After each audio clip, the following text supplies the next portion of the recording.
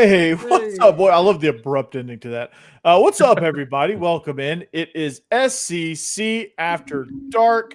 Favorite time of the week. Favorite time of the week, and back by popular demand because you guys would get mad at me if I got rid of it. It's lava time.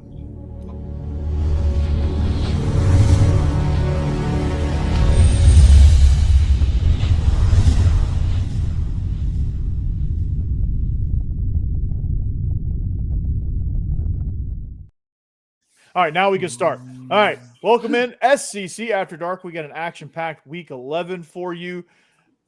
Texas A&M and Mizzou get top billing this week. That's interesting. Auburn, Vandy, LSU, Alabama, plus much, much more. Ole Miss, the Citadel, that might have gotten top billing otherwise. Georgia playing the other Bulldogs, so it's Bulldogs on Bulldogs. And then I'm leaving out somebody. Florida and Kentucky. That's probably why. All right. So can you imagine how much barking in each other's face is going to happen in that game? It's like they're going to be having a conversation completely barking. Well, one side's going to get drowned out by the one side's barking is going to get drowned out by the cowbells. Yeah. So, more cowbell. Yeah. So all I got to know is just who's that coming down the track. Anyway, we are live. So if you want to jump in the show, please comment. Please let us know where you're from, what you're up to, and let us know that how awesome we are. Rick and Bonnie, welcome in. I like the avatar, even though it says Roll Tide. But joining me on this mission is the one and only Stephen Willis, Locked On Ole Miss, the most watched Ole Miss podcast out there. I think he's up to like 14 billion subscribers or something like that. So yeah, roughly the population of China. Yeah, I mean it's just a small little side project he's got going on, but it's all good. But no, he's absolutely crushing it. The Citadel week, dude, you're like crushing records on views this week. Yeah, I don't know. Well, that's not true. I know exactly what's going on, but I've got 3 videos of over 7,000 views on Citadel week. And my lowest performing show is at 4,700 at the moment, and it's all because of Florida fans and Lane. Thank y'all. He has one day that is matching my November so far. Just to put that in perspective. Wow. One day is matching my November. I think it's like 8,000 and counting, right? Mm-hmm. Well, when it's over, that's what's showing. It's actually about 1,000 behind. It's over 9 now. Oh, that's today's show. Yeah. Okay. Never mind. I stand corrected. That show does not match my November total. It eclipses it. So anyway, joining me also is from Offseason After Dark, Mike Huseman, also regular on Locked On Vandy. He made a double appearance this week on Tuesday and Wednesday before my crossover with Zach. So I had an action-packed week, Auburn week there on Locked On Vandy. Jeb Beecham joining me back from his Florida home. He's got the regular bookshelf going. Got Pee Wee Herman there behind him, and I think that's a gremlin up there, right? Mm-hmm. Oh, yeah, up there. And then what's that? Gizmo. What's that? Yeah, that's Gizmo, yeah. What's that? That's a critter. That's a critter, yeah. It's like a Bigfoot. Above the critter? The Necronomicon there somewhere. Yeah. It's here somewhere, but yeah, no, that's Chucky up there. You got to do it. You got to do a show about movies, dude. Like you have to. And South Florida just scored again. Mm-hmm. And then also joining us is Jake Thomas, your double shot of Alabama coverage, Bama After Dark and Tide Talk Live with Stacey Blackwood. So just absolutely crushing it there with the Alabama Crimson Tide coverage, and not pictured. Like, you know how like in the yearbooks you would see like not pictured. Not pictured, yeah. Yeah. Boss Man and Hammer from Biscuits and SEC. They decided they're on some double mission in Dubai. Yeah, sick of mission doing something. I don't know what they're doing, but I guess that's a job for us not to know what they're doing. Yeah. They're dreading losing the game in Missouri is what they're doing. That is also true. That game's going to get tricky. We're going to talk about it here. What better time than now? Actually, let's talk about it. Texas A&M at Missouri. Is Reed on Heisman watch? He will be after this game, but he's got to get through this game. Listen, if Texas A&M allows Missouri to run the football to where Zollers has time to throw the football and they stay on schedule and you're not in like a 3rd and 10, 3rd and 11, 3rd and 12 constantly against the Mike Elko defense, Missouri has the defense to shut Texas A&M down, especially without Le'Veon Bell. And I don't trust Marcel Reed. I think he's a better quarterback than he was a year ago. But if you can force him in long yardage and force him to do his thing, you can win those from time to time, especially with what they have on the edge. Missouri's athletic enough on defense not to let them run the football. So I think it'll be interesting. I think Texas A&M has to front run in this game. If it gets to the second half and it's a one-score game, it could go either way. Yeah, you're exactly right about that. I mean, it's one of those situations where, I mean, and I saw firsthand, and thankfully Vanderbilt was able to get past it. But those edge guys from Missouri are special. And I made that comment when I was talking on the Texas week going, I think Vanderbilt just saw the two best edge players in the country, the best edge duo in the country. People were like, oh my gosh, they were laughing at me. But I think it's true. Like, those guys are ridiculous. They're big, long, fast, all that stuff. Everything you don't want as an offensive player when you're looking across the line of scrimmage at an edge guy. So that's going to be challenging in and of itself. Yeah, that's what Zion Young's a very good player. He's one of the better edge guys in the country. He's special. Yeah. Absolutely. And by the way, 5 minutes to go in the second quarter. South Florida is beating UTSA 42-10. That seems like a high school game. And by the way, South Florida didn't run an offensive play until 2 minutes to go in the first quarter. I've been said their time of possession is like 5 minutes, ain't it? Mm-hmm. And they got 42 points. Yeah, it's amazing. They scored 2 defensive touchdowns in between long drives by UTSA. Wow, gosh, man, and UTSA is not a bad team either. They're a 500 ball club. They're all right. But South Florida losing those 2 games, I mean, that wrecked their playoff hopes. South Florida is the poster child this year for a G5 playoff to exist. I agree. They really are. Like, we talked about this on the Squad Show. Shout out to the Lockdown Squad Show. I kind of brought it up on that, and I thought people would think I was more crazy than they thought I wasn't. I guess I don't know how to say that, but like, I thought I was going to get more of a what kind of reaction. But I mean, it's true. I do think FBS needs to be split up because it just makes it more interesting. Like, these G5 teams are just kind of hanging out in limbo. They're just becoming feeder schools for the big programs. Like, give them some purpose, and that product will become even better quality. You nail it. Like, here's what I don't get. You nail it with the midweek games, the Wednesday Maction, the Tuesday Fun Belt, the Thursdays, and you nail it with the midweek stuff and even the Friday stuff. And you have to get them their own playoffs so, like, you can keep this momentum going. Like, people will watch. People watch FCS football. Like, people love the FCS playoffs because it's their chance to get to see the Montana Grizz. Everyone loves to see the Grizz because their stadium is beautiful. It's always snowing at that time of year. Like, just think about Boise State versus South Florida in the G5 National Championship. Like, that game would be incredible. That game would get and you have smaller campus towns and stadiums that would be great host sites for those games too. Yeah, just play everything. I've had that conversation in multiple circles, Corey, like you were just talking about. And I was very taken aback because it's the G5 people that I found, they didn't like the idea of a G5 only playoff. They wanted to be able to compete in the playoff with everybody else. A natty's a natty. Like, it's like a 1A. It's like a 1A team complaining about a 5A team in the state of Georgia. Like, they're both state champions, but they both have their own pool of teams to compete against.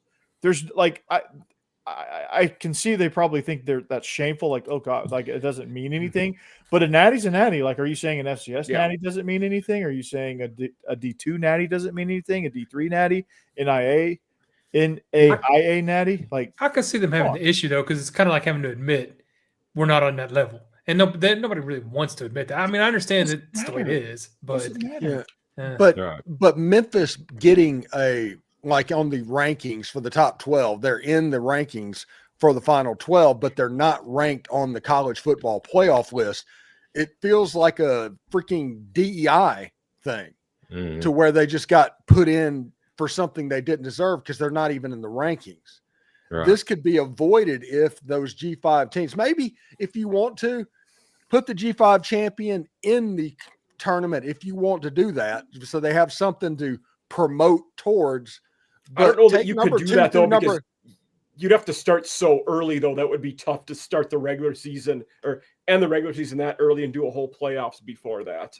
No, the team that's the one team like Memphis, they're in there. They're not in the lower tournament. Oh, Just go I 2 thought through you meant the 13. team that Yeah. wins that one goes in it then. Okay. Yeah, just go 2 through 13 and that one. And that way they still have their inclusion and the number 5 seed gets their rent a win because let's be real. If Memphis has to go to Georgia, if that ends up happening, Georgia's going to win that game by 30 points. Yeah, I mean that's just it's a sacrificial Yeah. thing. Last year was the outlier where the G5 team wasn't the lowest conference champion seed. Yeah. That's a good point. Yeah. Yeah, I mean because they had Yeah, a let Heisman it- finalist and Let it be Virginia like God intended. oh god, that's awful. You can But ease it into it just by naming it good things. Like, our bowl, we have the national champion. The G5 will be the intercontinental champion. The G, no, I'm just Yep. No, kidding. you're not- I mean, just at this point, just redo FBS. Like it wouldn't be that hard. Like create divisions. Like it'd be like Alcoa complaining that their state championship doesn't mean anything because they didn't play against Oakland.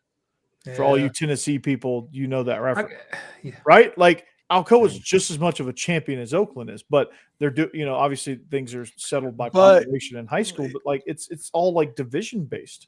Here's the problem with those G5 schools, and Mike can probably understand that because he's at Marshall and they probably are like this against West Virginia. Okay.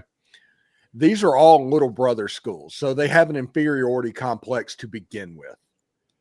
So they're not going to admit they're not as good and take their own playoff because they think in their mind, they've convinced themselves that the only reason that as Southern Miss, we can't compete against Ole Miss is because of the big bad SEC and the conspiracy that's going on to keep them down. Southern Miss is one of the best Sun Belt teams this year. They got rolled by middle of the road Mississippi State. Yeah. That is a very good point.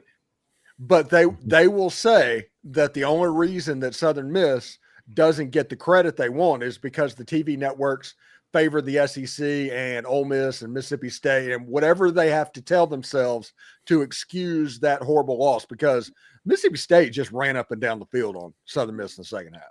They did. Yeah. So so what you're saying is they just need to get over themselves, right? Yes, Yeah. exactly. Yeah. Yeah, it's one of those things. If you wait for them to do it, they're not going to do it. And honestly, I can't understand why Fox isn't all over this right now.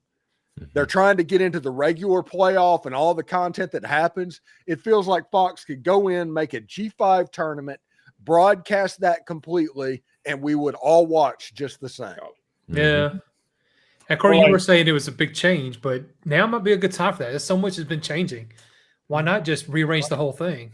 Just P4G. And I seems think like the you time guys for it. met, the way it was described by some of you guys was, swallowing your pride and admitting it. I think that the second part of that is you also have to see the future, see the opportunities. It can be framed in a positive way that this is out here and we can do this and make a lot of money and get a lot of notoriety doing it. That's what Yeah, we are You would saying. make a lot of money. Yeah. Yeah. But Yeah. the G5 schools, from what Steve is saying, and I agree with him, Mhm. they don't see it that way. And they should. That's because what I'm saying. I'm saying it's the a schools great should do it that way. opportunity Yeah. for recruiting. It's a great opportunity to not be organ donors to the big schools. It's a great opportunity for them to have a name all in themselves. And if you redid Division One, you could have 3 national champions. There's nothing wrong with that. I agree. North Dakota State, Montana State, proud- South they're Dakota proud State. schools. They're powers. They recruit at a level higher than like Louisiana Monroe. Those schools that are FBS programs. Why? Because they are dynasties at their own level and they can recruit to that. Right.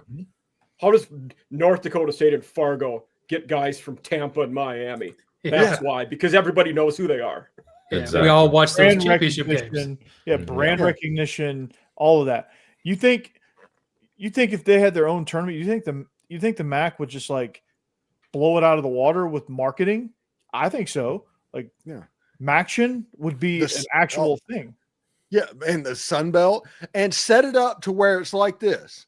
Make it to where the college football playoff for the power conferences are whatever Friday and Saturday, and then the G5 tournament is Thursday and Wednesday, and do that through it, and all of a sudden it would Oh, be you get so absolutely many eyeballs, dude. Yeah. You get Yeah. so many Yeah. eyeballs because all eyes are on you Wednesday and Thursday. Hmm. Hell, you already got I the would. mid-15 going. It This wouldn't be we're that much splitting different. hairs. I would do it Tuesday, Wednesday, so you don't mix with the NFL on Thursday. Okay, I mean, That's a good but point. it would we're already used absolutely to that work. anyway. So Yeah, I mean, And it's already a thing. and place it the same way with these lower tier bowls that are successful. Maybe the G5 bowl is like the championship game, or the semifinals is the Holiday Bowl and the Alamo Bowl. You know, something like that goes in You would to get- it to where you would yeah, get- it would work. It would work. It would work because people like football. Hmm? People will watch playoff football. You think those kids would play hard? Absolutely. They You would. think opting out would stop? Yep. Yeah. Last year, Marshall won the Sun Belt Conference. Head coach leaves. They don't have enough players to play the bowl game, so they don't go. That doesn't happen in this scenario.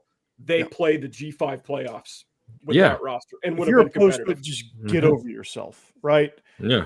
And that's what it is. It's a positive opportunity. It will never not be framed as a positive opportunity for recruiting, for marketing, for players getting exposure for the next level. You get that much more exposure. Like let's say you're Buffalo and you make a run, or let's say the freaking Air Force Academy makes a run in the Mountain West, or whatever. Just insert whatever team. They make a run. Man, they would get so much notoriety. Like, can you imagine the pub that the United States Air Force Academy would get for making a playoff run? What, Well, think what- about a Final Four: Boise State, Toledo, Mhm. Southern Miss, and South the Florida. Memphis. South Florida or Memphis. Yeah. Yeah. Would get, oh my goodness, that would be amazing. Or James Madison playing in the game, Yeah. getting the recognition that they deserve, honestly. Yeah, they're just What- buried under all the like. It just needs to happen because What- they just need to get their recognition. Yeah. What about getting some recognition for one of the Pac-2 teams? Get some recognition for your teams out there.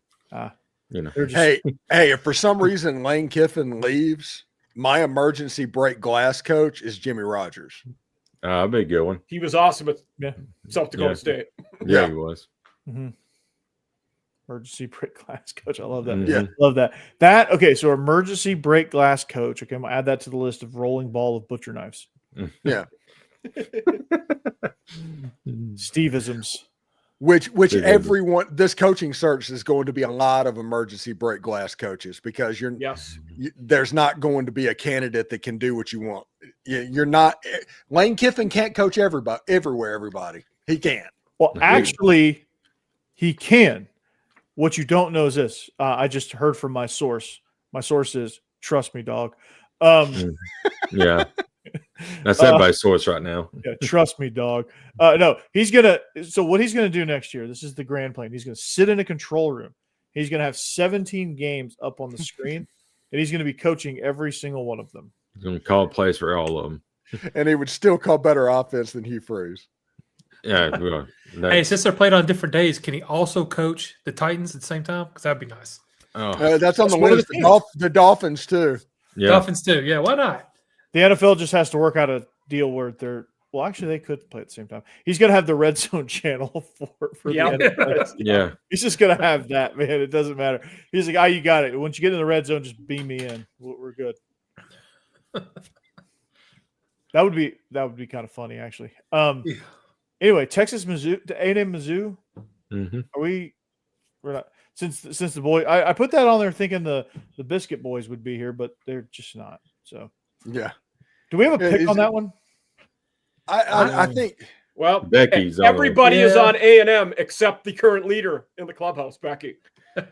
She may be on to something. yeah, this year she usually is. Yeah. We have to Yeah. vote. We have to see the other 10 weeks sheets. We're gonna have to vote Oh. on the end of the year what our favorite Mike Huseman pick sheet is. I love the Done. the- Yeah, we can do that. Yeah. I love the bops man on under Alabama. There, there's a little missed typo there. Oh, Mike. what? I apologize, guys. That's an error on my Look, part. my- Yeah. Miami Vice, number one show on Yeah. television. Yeah. Miami Vice new hit show. Yeah. Where's the beef? What driving game is that from? That's a video game. I can't think of it though. What? That Is that Vice City? Yeah, is that Vice City? GTA? I don't want to talk about No. GTA. They pushed the release date back another year, Yeah. so I don't want to talk Good about God, did they? No. Really? Yeah. If it. they do that- November 16th. Yeah, at least it's not like Winds of Winter. Yeah, yeah, Which is never coming. yeah, that's true. Oh, Yeah, we're all on A&M. All right. Yeah. Auburn and Yeah. Vandy. This was supposed to be Diego Pavia's knockout punch to Hugh Freeze. But it isn't because he got knocked out one round earlier. I feel bad for Hugh Freeze getting Diego Pavia a Father's Day gift and not being able to give it to him. I know. It's so sad. I know. So sad. So, okay, interim coach. Obviously, you get the interim coach bump. DJ Yeah. Durkin. The defense has played hard all year, so that's never going to be a problem because they play hard. But this offense, they can't. I just don't feel like. And yeah, you're going to get the bump. Their defense is extremely talented. They're going to make it tough on Vanderbilt to move the ball, but I just don't think you can do a whole lot in a few days of practice to really get yourself that much back on track. Now, after this game, in the bye week, maybe the last two, okay, you got more of an argument there. If had they done this during the bye week, maybe you got more argument that they could actually do something. But I just don't feel like this offense was ever in a position. I don't care who's calling plays, unless it's me, then we would get it turned around right away. But I don't care who's calling plays. You are Humble- Buster Faulkner's cousin. So, Yeah. I mean, Humble brag. we're related yeah. for more than that reason, but because our moms or his mom was my mom's niece. So there you go. Okay. Well, I think that in this game, there's one problem that Vandy has to watch out for. I think it's going to be a struggle.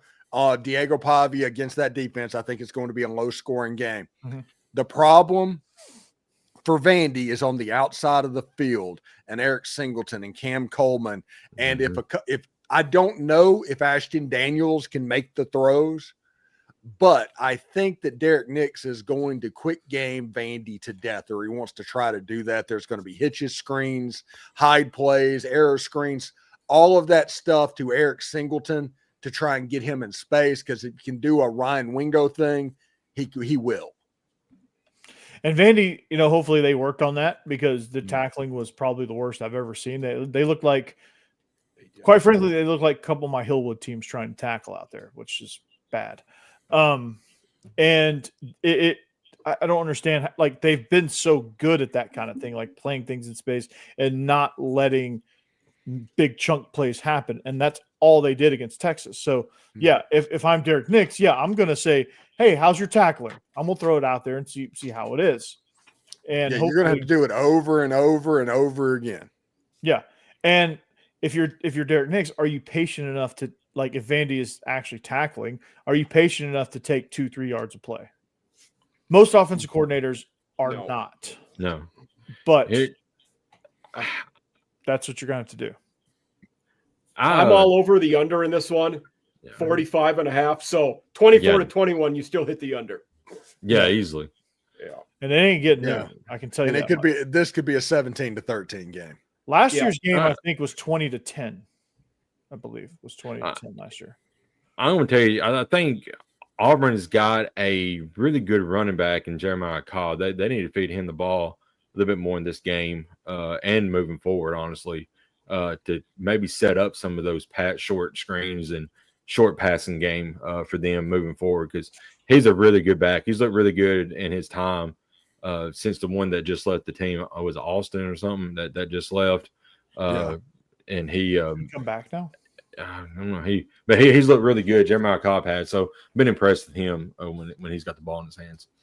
Yeah, and you force those linebackers to pay attention to the backfield. That helps Cam Coleman. That helps Eric Singleton. So. Right. Mm-hmm. Yeah, it gets more one-on-one matchups, but Vandy's just going to have to sack up and win those. Auburn has to get rid of the ball quick too. That quick game will be important. Auburn is the worst team at pass blocking in the country. They are the only team allowing more than 4 sacks a game. Nice. Wow. Yeah, Trinidad Chambliss. I mean Jackson Arnold. I still can't believe that somebody said that Trinidad Chambliss and Jackson Arnold. Good God. They're not even in the same stratosphere. That's been 3 weeks, and I still can't get over that. Yeah, that's. You may mention that in our group chat today, Steve. That was because the person that said it took a shot at me. And I was like, oh shit, Steve is in. There goes our clean rating. And I said this in our chat, mainly, Mike answered, but. I feel like Auburn's in a weird situation here because DJ Durkin has done really well with your defense. He now is the interim coach.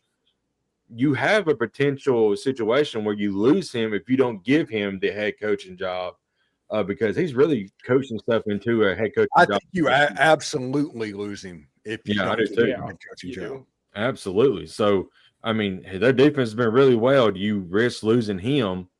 By not giving him the head coaching. I think you just figure out the head coaching portion of it first. And if DJ Durkin's the guy, then it is. Yeah.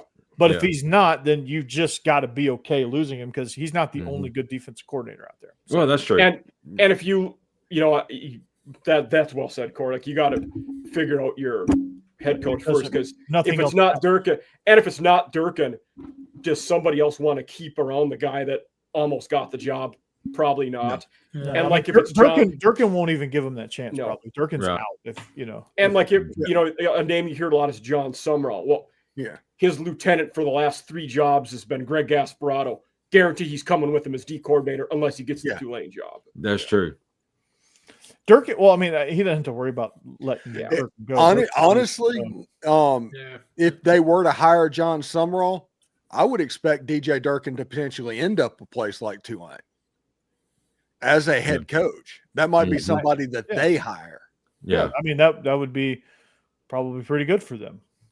As long as the thing with John Sumrall is he played at Kentucky, so that job opens up. He may be interested in that as well. So Auburn may need to jump on him real quick. No, I think that's vice versa. They might want to be there and all that, but John Sumrall also knows exactly where football sits. Yeah, that's a good point. Yeah. And if there's another school that's interested in him, just the same as Kentucky, and they care more about football than Kentucky, he'll go to the other place. I think him in Arkansas, him in Auburn, that would fit. LSU's not going to touch him because that would be that's an ego thing because they'd feel like they're hiring little brother's coach. Yeah. They can hire Bill Belichick if they want to. I think he might be available. By the way, you mentioned Arkansas. The strong chatter the last couple days is that Ryan Silverfield is probably going to be the next Arkansas guy. That makes sense. Yeah, that does. Okay. Well, it's not a far commute from where he is. And he beat Arkansas this year, so everybody got to see it straight up. Okay, Arkansas. That wouldn't be. I don't know how John Neighbors feels about that, but I think that'd be a good hire. I wouldn't hate that. The Pat Fitzgerald rumors that came out, that was the one thing. John Neighbors at Locked On Razorbacks, he's like, no. It would have been a good hire for them. Where's John Neighbors' head at? He's a heck of a coach. But he apparently had trouble in the NIL era. Well, that whole school does because they don't have any freaking money. Yeah. You can't. By the way, I'm starting. Remember, they have post-traumatic stress over Brett Bielema too. Yeah, that's fair. Yeah, PTSBB post something like that. Yeah, over Bert. Birdie. When Arkansas hires somebody else, I'm all about the Gamecocks bringing in Petrino as O coordinator because I want him to coach Sellers. That would be deadly. Yeah. If we don't lose them, yeah. I'm gonna tell you something right now. Lenora Sellers would give Bob Petrino an aneurysm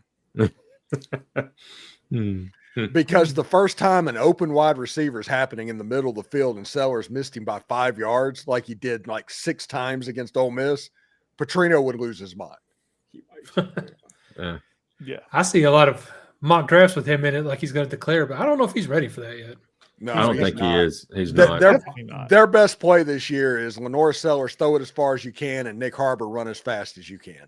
Being Hey, ready's relative, though. This QB draft class is really weak, and Yeah, he's going to that's go to the probably why. combine. He's going to go to the combine, light it up if he declares, and somebody's going to Anthony Richardson him really high. Yeah, I was going Drew, to Al- say. Drew Aller's going through the same thing. Maybe Oh, yeah.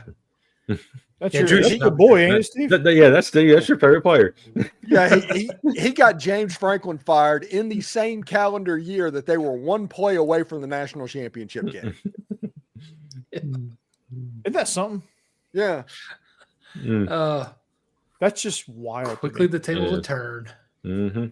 My By the how way, the turntables. I thought about when you had mentioned, we're going to get a lot of break glass in case of emergency hires. Penn State, who fires a guy that wins 10 games every year and thought they were going to get the best coach in the country. One of the 2 betting favorites now is Brian Hartline, who's never been a head coach before. He's Right. an offensive coordinator at Ohio State.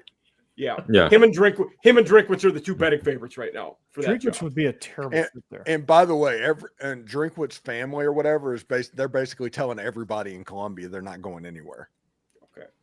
Really? I seen him lead to the family, Auburn job not too. Drink. Yeah. Yeah. Yeah, he Well, was a that's former assistant at Auburn. You're right. He was I also Cam's seen- quarterback coach.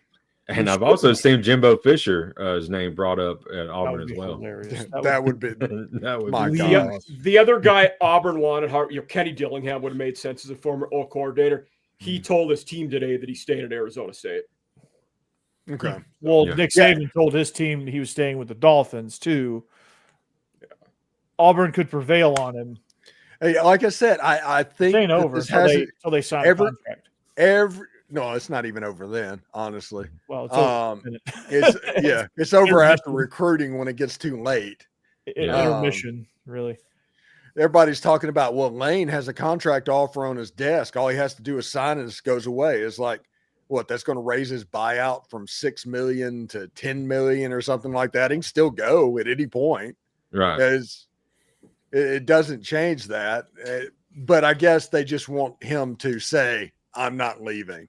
Exactly. But He's yeah, but it's like wait till the end of the year. Actually, wait until the end of the Florida game. This is too much fun right now for me. I am working I'm working on a very good Christmas. That's all I'm saying. Keep teasing us. Please keep teasing us. Yeah, Yeah, it's just Yeah. keep doing your thing. Getting 7,000 views a day in Citadel week. Yes, keep it coming. Mm-hmm. Oh, shit. I need to get those kind of views. Tennessee's coming up. I'm about to kick that anthill down. Yeah, you'll get those views in that game if you kick that anthill. I haven't got the quite the squeeze out of Auburn fans that I would because they're so preoccupied with their coaching stuff that Yeah. they just like They've They just don't turned the even come over. page. yeah they don't even come over. Like last year they were all over me. Last year's week, Yeah. but this week Vandy, yeah, y'all gonna have back-to-back wins over Auburn if y'all win. That's awesome. I think if Vandy wins this game, they Love become Vandy. like the series leader. Yeah. Nice. wild too. Yeah. Yeah. It's tied right now, I believe. I threw a Yeah, trivia that's question insane. out there on YouTube posts for on the YouTube Vandy. So when it's kind of a tricky question because like one of the seasons, like if you look up their Wikipedia page, they list it as the season they were undefeated. But then you look at the sportsreference.com, which has like the records, and that season's not even listed because it's World War II. So so when was the last year Vanderbilt was undefeated? 1913. To like 24. Close. Steve, 1938. I didn't say when your 10th birthday was. When was the last time they were undefeated? 1922. 1922. 1922. Close. That's right And before McGugin. Alex died. Right before Alex died. Yeah, they were. She could have watched Vanderbilt play undefeated football. Yeah. She had that opportunity. Mhm. Dang it.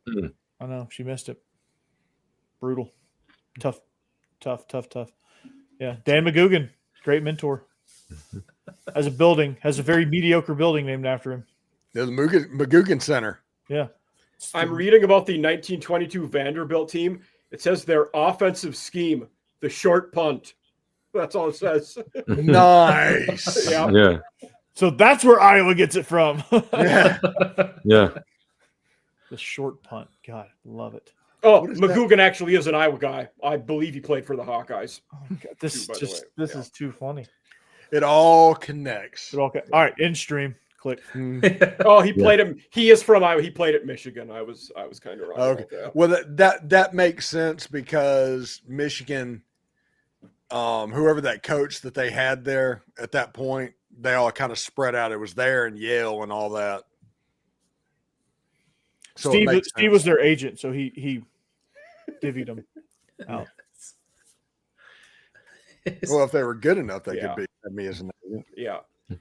One Oh, podcast. Yost, Write news Fielding articles Yost on was him. the head coach. Yeah, they went out. He coached everybody. Yeah. Steve was like, "Yeah, see, you're gonna go here. You're gonna go here. You're gonna go there. Yeah, you'll Yeah. never take me alive, copper. See, Yeah, see, you're gonna go to Iowa. You're going to Michigan. You're going to Yeah. Yale. Okay, we're gonna win one for the Gippa. Yeah, The University of Chicago is going to be a dynasty, by golly. Swanee. That guy you're talking about, Steve, 77 guys became head coaches. Yeah. Under his tree. Yeah. Oh Jesus. God. Yeah, what was his name? Fielding Yost. Yes, Fielding Wow. Yost. Yeah.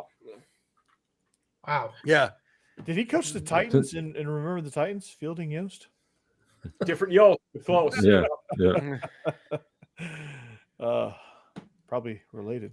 So well, I sit here and watch Remember the Titans and just picture that little girl when she grows up. She's going to marry a giant, and I Yeah. try and figure out Yep. the physics of that. Yeah.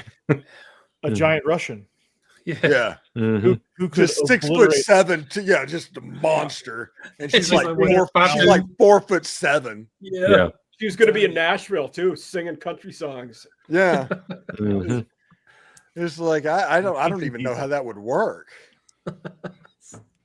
he's a giant, literally. Yeah. Giant. Yeah, And he has a twin. Yeah. yeah. That's right. Yeah. Twin. Which one did she Like marry? Kelly or Vladimir? they're Ukrainian. Ukrainian. Ukrainian. Yeah. Yeah, because one of them and Oh, not, they I'm pretty fought in sure- the Ukrainian army. Yeah. Yeah, was the mayor of Kiev. Oh, they are Ukrainian. That's right. Yeah. You're Yeah. exactly right. I thought they're okay. Yeah. Klitschko. The Klitschkos. Yeah, still doesn't Vladimir's matter. the one They're she was giants. married to. Yeah. Vladimir, Okay. not Vitali. There we go. But- Full circle. but- Paid Pantier. The Klitschkos. By the way, since we're kind of off the rails, one quick thing. We mentioned Iowa a while ago, but I saw today. Have y'all seen Mark Gronkowski's stats this year? The Gronkowski, quarterback. Yeah. Gonna He's got 4 touchdown passes and 4 interceptions on the year. Wow. That is crazy. And they're Has what? he- They've only lost 2 games. They started all year? That is Yeah, he did. Yes. Yeah. Oh, yeah. that guy was it Phil Parker? He's the best defensive coordinator in the country. yeah, He is. He is. Yeah. It's And, unbelievable. and he is so good. That's the reason they play offense the way they do it, because Yeah. of him. Mm-hmm. Yeah, because they know they don't have to. They can No. score 10 points and win. Pretty much. Yeah, Gronowski's a FCS stud, dude. Mhm. South Dakota State Jackrabbit, South right? Dakota. Yeah. Speaking Yeah, of Floyd, Jimmy we talked Rogers, full Mhm. circle. Yeah. Yeah. Full And circle. we talk about Iowa like playing the complimentary ball. The only thing they were ahead of the curve on, getting Australian punters. They were one of the first Yeah. teams that started doing that. And it is Hmm. now Them everybody and does LSU. it. I think LSU was on the. Yeah. Oh, your boy Thornton Jeb just completely dropped a touchdown pass, wide open. Oh, really? It just went right through the hands. That's disappointing to hear. They'll have to draft Chris Brazzell this next draft. He'll help. Did y'all see the Zach Calzada thing? No, I didn't actually watch it. I was like, it just looked. It looked like it fit on the wall of douchebaggery for us, Steve. Yeah, it's like he's bragging about his NIL money because he got benched and everybody's mad about it. And part of me is like, my God, you got benched. Just keep your mouth closed. But the second thing is, if you pull the wool over somebody's eyes that hard and they pay it, that's almost flex worthy. Yeah. But I mean, just keep your mouth shut. All you had to do was make it 3 more weeks and go away and disappear forever and start your real estate career. Right. With all that money. Yeah. Mhm. Yeah. The owner might be like, Zach, need that money back there, boss. Yeah. Oh, Kentucky football. yeah. South Gotta love it. Florida. Yeah. Oh, that's UT San Antonio. Okay. They were doing one of those commercials and they showed a bunch of hospital stuff, and I thought it was potentially USF, and they have a special place in my heart because they took out 90% of my tumor. Well done. Definitely. Yeah. Yeah. I'm watching the Raiders. Yeah. Oh. And the Broncos. Who's winning? It's tied. Oh, okay. 7-0. Raiders were winning, so I just hadn't looked. Yeah. Denver tied it up. Auburn. Raiders. Denver's good. They are good. And they should stick with these uniforms, by the way. The Orange Crush. Yeah. Oh, they're wearing the John Elways. Yeah. They're They're Orange. Orange Crush, yeah. Yeah. And Auburn fumbled on Bo Nix. They Oh. really did. Yeah. Yeah. Auburn fumbling on a quarterback? No Yeah. That's 'cause way. of Not Yeah, named Newton. especially when it was Patrick Nix's son, Right. like a legacy quarterback on top of everything else. Hmm. Yep. Big fumble for them. Unbelievable. Mhm. Yeah. For 1 year, there was 1 year they didn't fumble on a quarterback, and that was Cam Newton. Yeah, and the reason they didn't fumble on the quarterback is because they paid NIL before NIL was a thing. Nick Marshall was all right, or was SSLC just good? Nick Marshall was the most underrated quarterback that has ever played for Auburn. Yeah. I will consistently say it. Auburn that year had no business going to the national championship game. None. Nope. He overachieved big time. And they got a bunch of lucky moments. Yeah, they did. Yeah, the Pran Jordan Hare and the kick six in the same year, back-to-back games. Yeah. The 2 Georgia players go, like, I'll never forget this. Like, this is the picture, and there's a picture of it. It's the picture of ineptitude. Just 2 guys just, and the ball just popping up, and they're both like this. Like, they just try to catch it. Like, you know how, like, somebody unathletic just tried to catch one like this? Mm-hmm. And their arms are crossed. Like it bounced off his chest. He's like, Mm-hmm. had that look on his face, like, oh, no. Yeah. Yep. Hope nobody's taking a picture of this. USF's up 45-10 to start the third quarter. The first play, reverse. Love it. Yeah, I'm becoming a big Alex Galesh fan. Yeah. Does he end up anywhere? Yeah, absolutely. I think he should for sure. Yeah, the candidate pool is too weak for him not to. Mm-hmm. He needs to just go right up 75 to Gainesville. Oh, He's already beat him this year. it goes down to hiring little brother's coach. Yeah, That we Florida's going talked to about get it. over that if they want a good coach. They're just going But to. they don't. I know They don't. They're not going to do that. They're going to have. There's a reason only 2 coaches have won there. Good point. But they should hire Lane Kiffin so he can actually win. I'm telling you right now, Lane Kiffin isn't the reason that Ole Miss wins. Now, it helps that he's there and what he's going on. The reason Ole Miss wins is they're completely unified. everything. They're pulling the rope the same direction, a great collective, cool uniforms, they're marketing, they're just making money hand over fist, and all of that. You can't get that at Florida. You can't get that at LSU because the boosters are going to infight. You can't get that at one of the bigger brand coaching jobs out there because they're not meant for that to happen because everybody has egos. That's what's happening at Vanderbilt.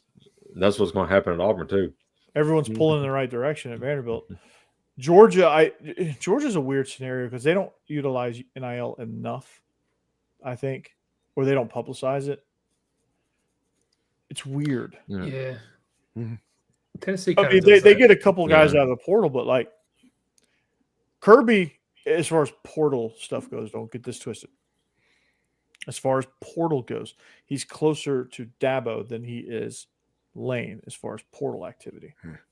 By the way, they just on the bottom line showed women's college basketball, and LSU is beating Southeast Louisiana with a minute left to go in the game, 111-22. Good God. That is wild.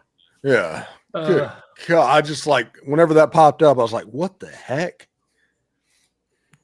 Women's South Carolina basketball is really good. Oklahoma State's beating After this fall, I'm going to need that, Jake. Yeah. Yeah. Yeah, for sure. They'll pick you up.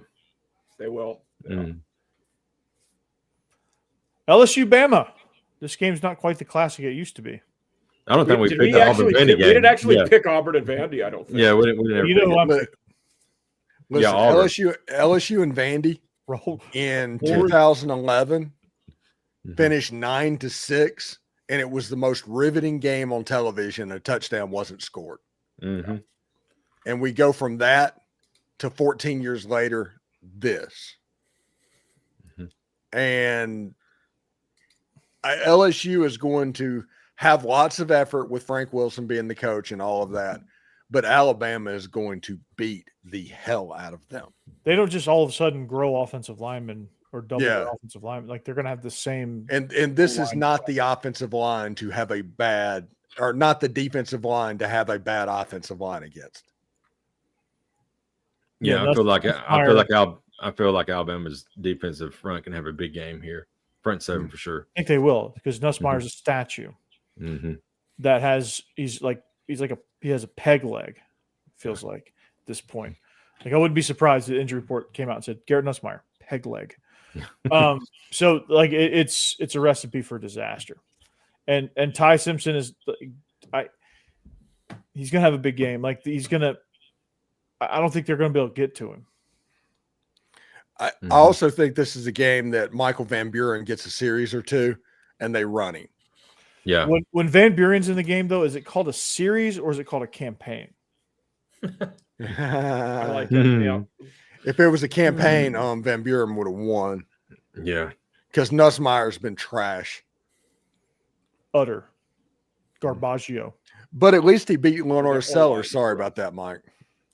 Yeah, the thing about this game, me and States talked about it last night on our previous show, with them having their, interim coach, and he was their running backs coach. So I feel like their running game hasn't got going much this year. He may try to emphasize getting the running game going early. Alabama's running game hasn't got going much this year either. I think both teams are going to try to come out and run the ball, and whoever can establish that run early on is probably going to take off and win this game. And it's probably going to be Alabama, just not trying to be homers, but It's but not Homer. LSU doesn't try to run the ball. That's the right. thing. They don't Yeah. try to run the ball. I think Jake's right about the style, though, and the tone of this game. So I think it's Yeah. relatively low scoring, too. Well, Yeah. it's going to be low scoring. Mhm. because LSU struggles with running quarterbacks. So Ty Mhm. Simpson, is he going to run or is he going to do the passing pocket passer thing and throw the ball? If that happens, LSU has the secondary athletes to keep Alabama out of the end zone. Yeah. They might kick field goals, but that's how you keep them out of the end zone. And if they're this is another game that if it's within a one score in the second half, it gets weird, but I don't think it's going to be one score in the second half. Yeah. I don't think we'll either. I think they're just going to get worn down. They're emotionally fatigued from all this Brian Kelly drama. And yes, they're 2 weeks away from it.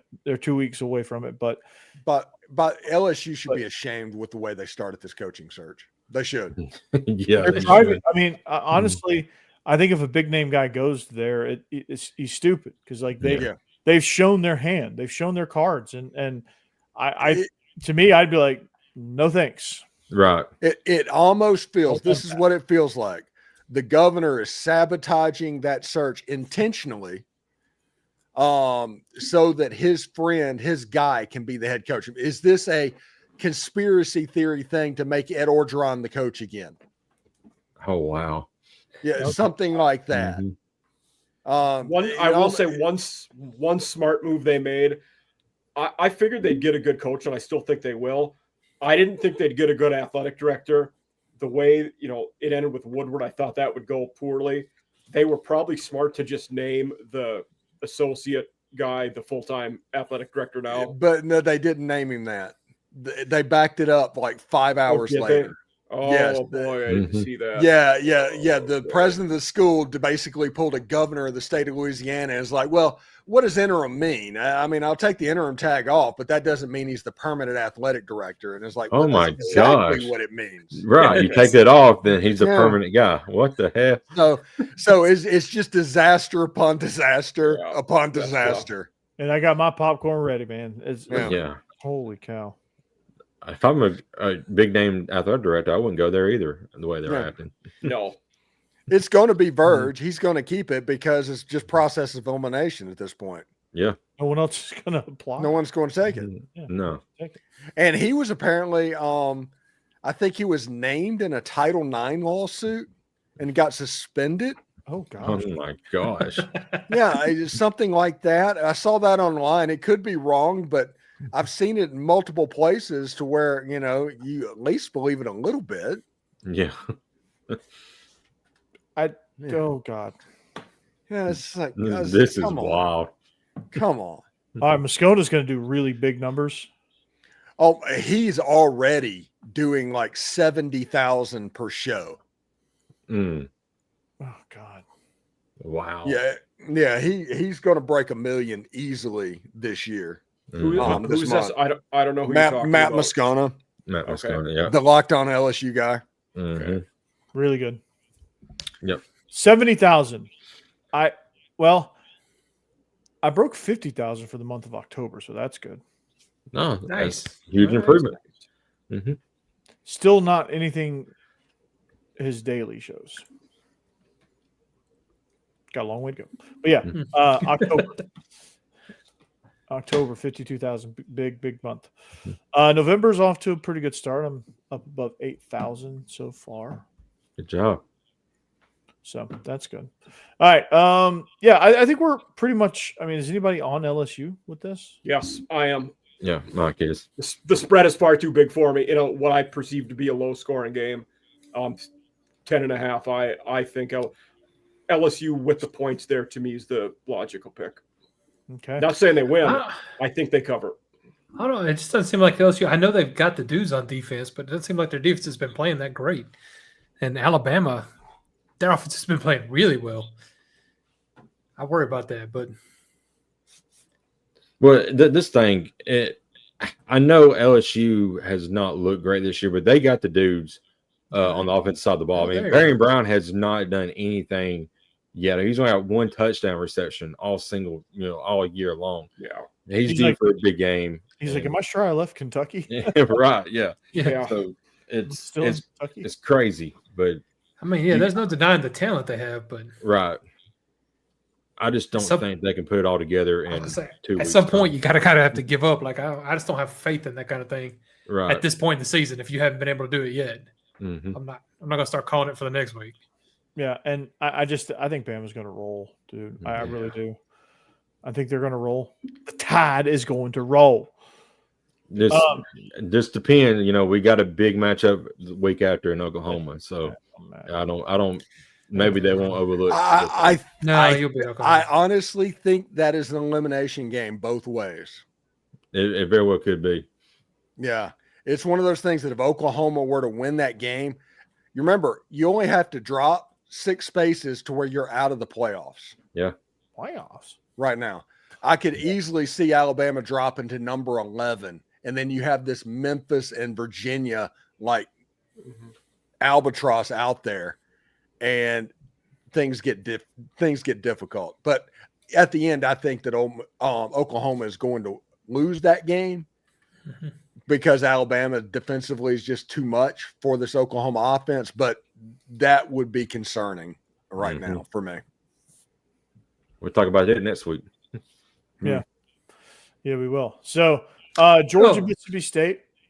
Okay. Wait. Let's back up before we get that. I didn't even think about this earlier, but back when we were talking about A&M and Mizzou, is Bo playing again? I have not. No, heard he's y'all- not. No, the true He's freshman's going. Yeah, he broke his Okay. leg or ankle or Oh, something. I He picked done. A&M in that, right? He sprained it. Yeah, he sprained his ankle. We all Yeah, picked yeah, A&M okay. except Becky. Okay, yeah, all right, good. I was making sure. I'd forgotten Did all we? about that. I don't think we actually made our Auburn Vandy picks either. We might have skipped Yeah. over that. Yeah, we did. I think we're. Oh no, we didn't all pick Vandy. Yeah, Mike, you're on Oh, Auburn. I am on Auburn. Yes, He's of course Um, Auburn. Hater. Okay. Did they That game's going to be cover that or game's gonna win? be, to cover because Okay. that game is going to be even more lower scoring than LSU and Alabama. And the one thing Auburn is really good at is stopping the run. I think that suppresses the scoring enough to give them a chance to at least stay within a possession. That makes sense. It might, but that again, that's the same with me as I was talking about with LSU Alabama, where I know Steve mentioned this when y'all were talking about the game about Auburn having those guys on the outside, and they might could at least score a little bit and kind of help keep this close. But that's another thing, they haven't been able to do it this whole season. I'm not going to have faith in it.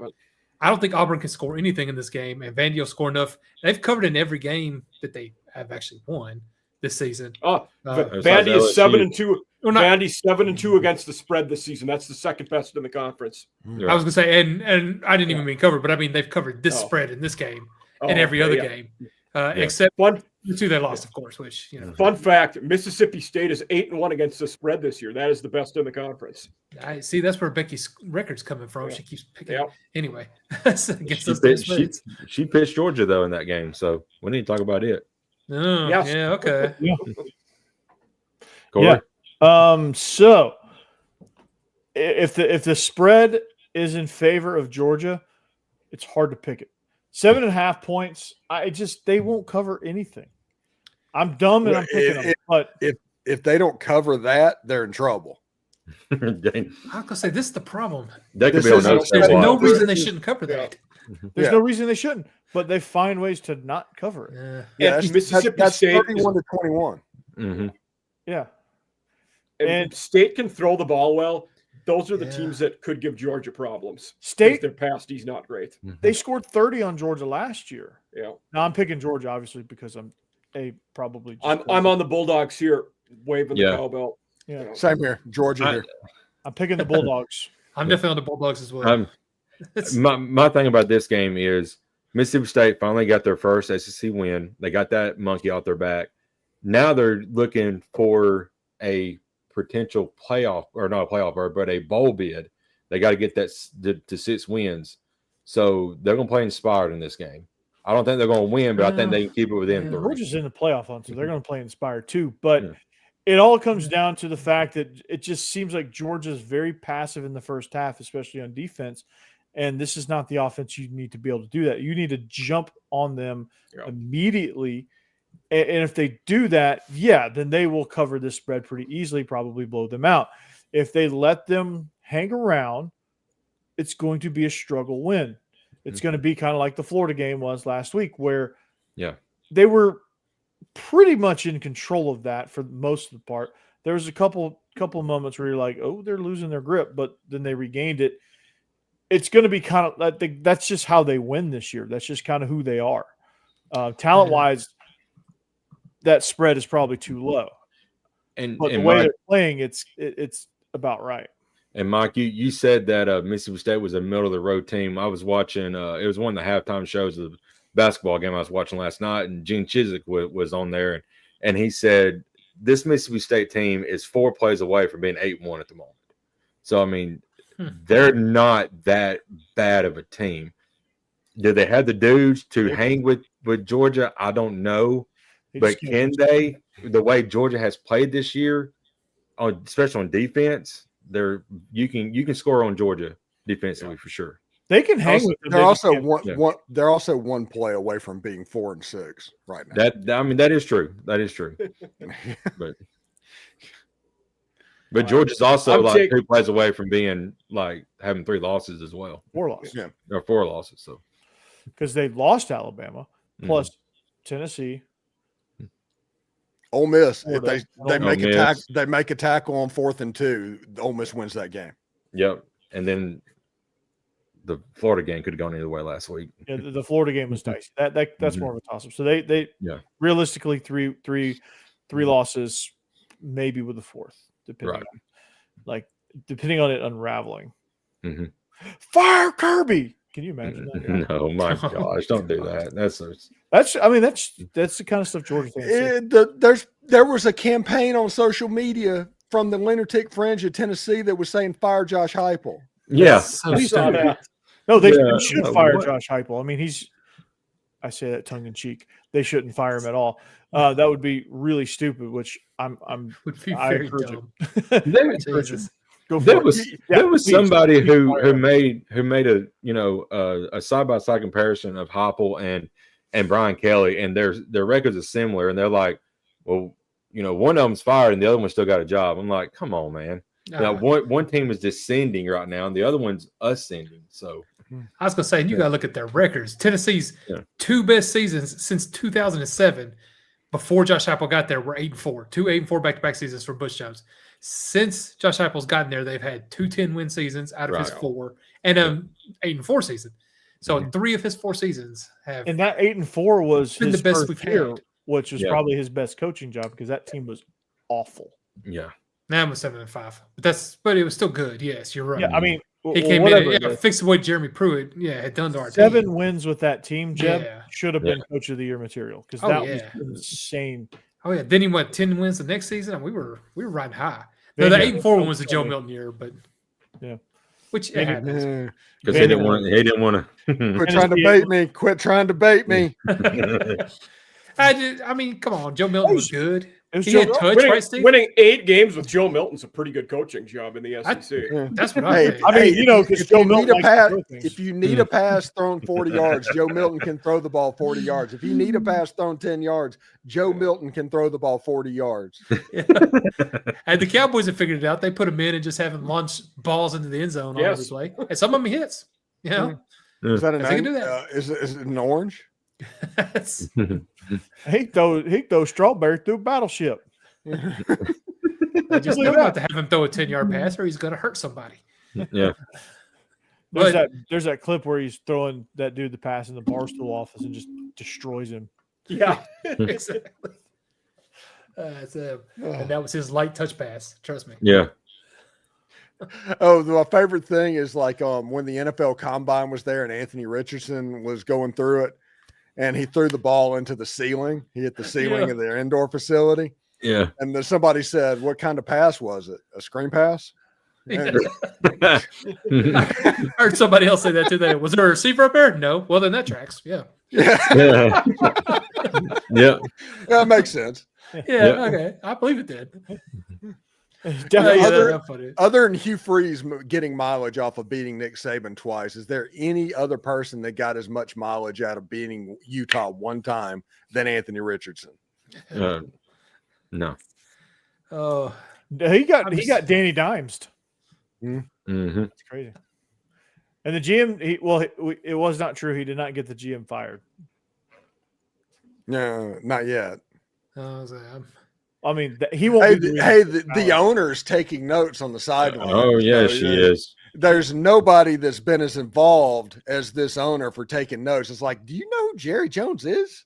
Yeah. You And met she's Jerry- got a headset on and everything. I mean, she's George deeply Halas was involved. literally the head coach of the Bears when he was the owner for like 30 years. Yeah, Yeah. it's like, come on, guys. Al Davis was doing everything that did not end well. yeah. Yeah. Right. That's not a good thing. Ask Lane Kiffin how he knows. Yes, I will say Daniel Jones' career has got resurrected at Colts this year. sure has. Well, it's Yeah. amazing. I- It's amazing what getting away from the Giants will do. Yeah. Jackson Dart. Yeah. He's good. I mean, Jackson Dart has Josh, the offensive coordinator that found Josh Allen and did all that, and they're doing a lot of the same stuff, and it works. Mhm. I don't Yeah. know that Jackson Dart will be as successful if another coach came in. Yeah. Not in that organization, no. Yeah. Mhm. And the Jets just trade away everybody pretty much. The Except Saints Garrett too. Wilson. Yeah. Yeah. They saw they'd fallen into third in the draft, and they were like, "Oh no, we're gonna fix this." Yeah. So We're gonna lose the rest of the way. the Saints are tanking for the number 1 pick and hopefully Arch Manning, right? I think they're heading for it. Yeah. Oh, Yeah. God. Yes. Well, the Please Jets, sign me the up. Jets were awful and traded away all their good players. They might be catching them soon. Yeah. Yeah, no kidding. Yeah. Garrett Wilson's like, Come Well, on, where, bro. yeah. Where's everybody at? it's that Fresh Prince meme. Yeah. Yeah. I saw one day it was Brees Hall when the clock hits midnight and he's still on the Jets. And it was Paul Dana was the Riddler when he's still in jail at the end of the bathroom. Yeah.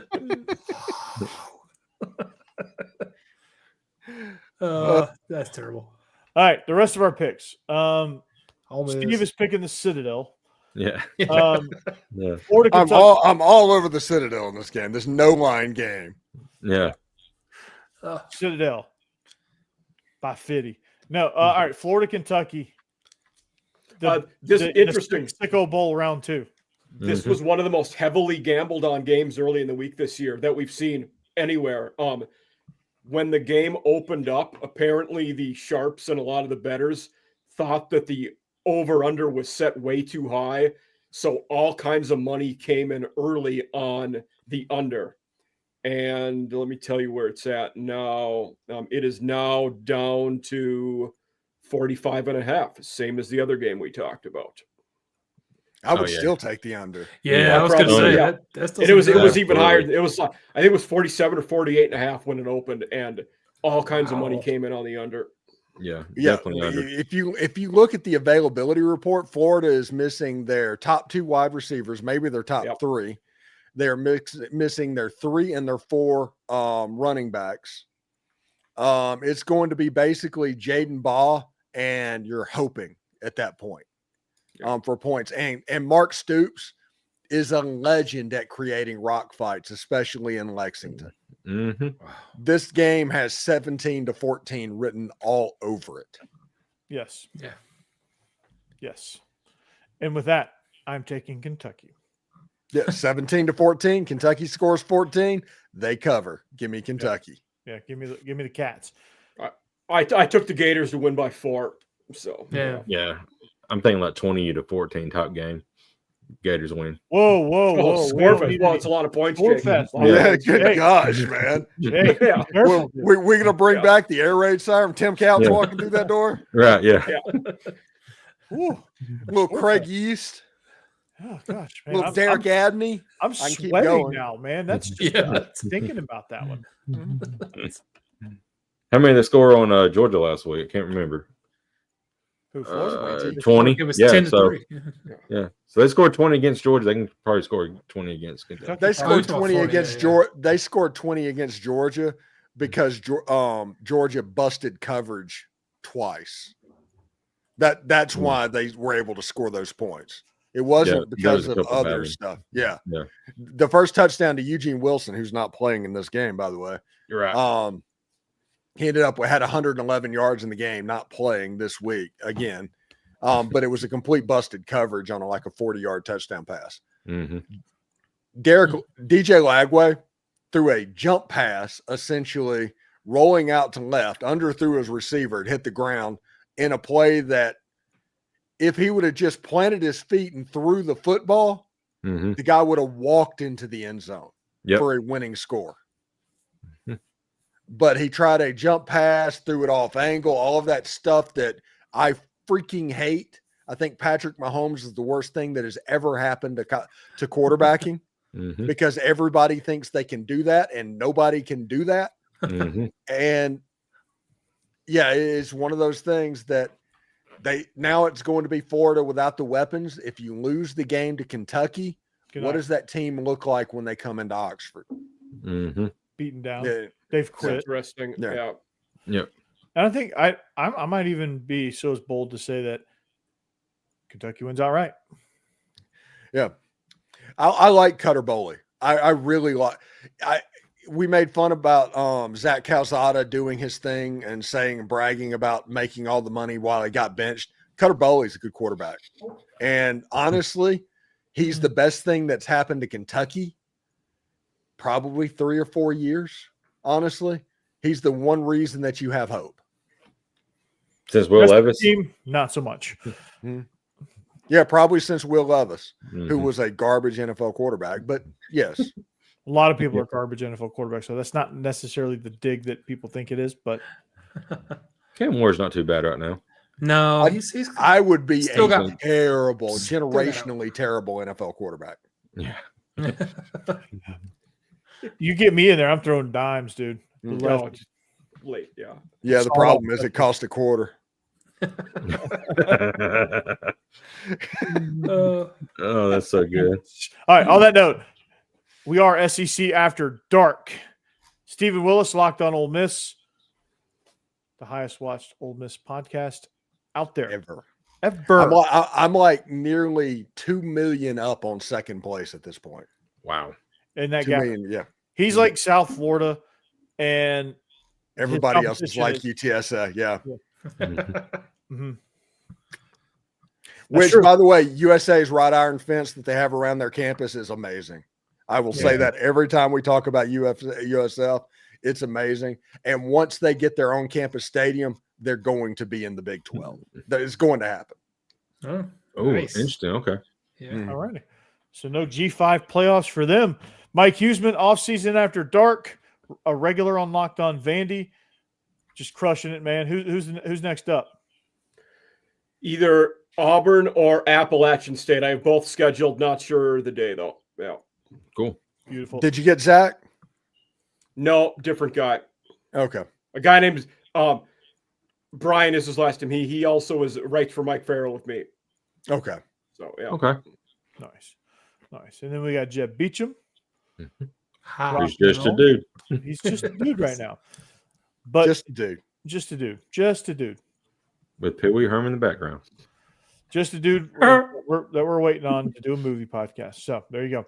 And then we got Jake Thomas, your double shot of Alabama. Bama After Dark being the most recent. That's his solo gig. So I'm going to highlight that one. Does a tremendous job. Can't dismiss Stacy Blackwood either with Tide Talk Live. That's a good show. So Mhm. check out all of those biscuits at SEC. They're not pictured, right? Yeah. But they do a phenomenal job nonetheless. With their They're super secret having a seance so that they don't get beat by Missouri this weekend.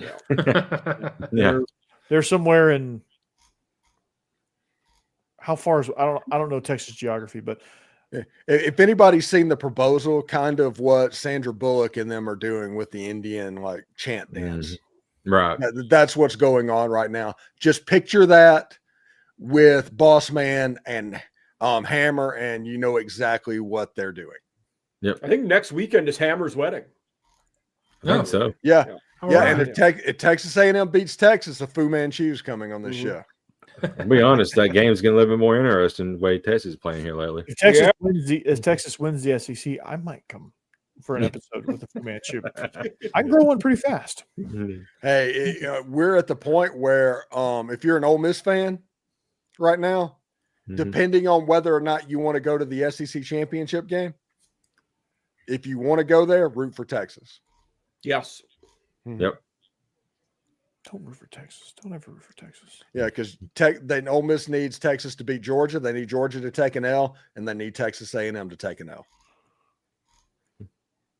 And Ole Miss's schedule is enough to jump ahead of Texas in the tiebreaker situation to where you would play Alabama in that game. And I don't want anything to do with Ole Miss. I'm just going to be honest. That'll be interesting. So anyway, and I'm Corey Burton, Locked on Vandy. Regular guys, I'm not sure what's going to happen with that, but Locked on Vandy is the main thing, keeping the main thing. And we come at you every week as a group, as an ensemble cast, SEC After Dark. So until next time, arrivederci. Go Dogs, anchor down. Hotty toddy. Roll Tide. Spurs up. Man, go Vols.